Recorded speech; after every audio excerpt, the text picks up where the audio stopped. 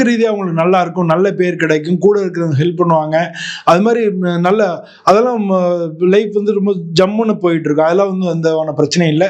இந்த ராசிக்கு உள்ளவங்களுக்கு திருமண வாய்ப்புகள் வந்து ஆல்ரெடி வந்திருக்கும். இந்த மாச கடைசியில தான் சுக்கிரன் வந்து மாறுறாரு.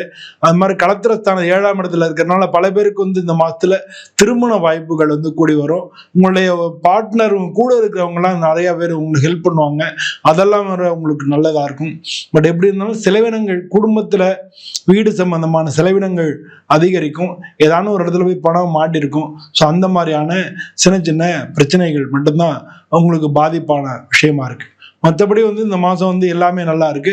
உங்க ராசிக்கு அதிபதி செவ்வாய்ன்றதுனால சுப்பிரமணியர், வள்ளி தெய்வானையோட இருக்கக்கூடிய சுப்பிரமணியர் எங்க இருந்தாலும், சுப்பிரமணியர் வள்ளி தெய்வான இருந்தாலும் சுப்பிரமணியர், இல்லாட்டினா சண்முகன், செந்திலாண்டவர், பழனி முருகன் மாதிரி நிறைய வந்து வேற வேற பேர் உண்டு, சண்முகன் வேற வேற பேர் உண்டு.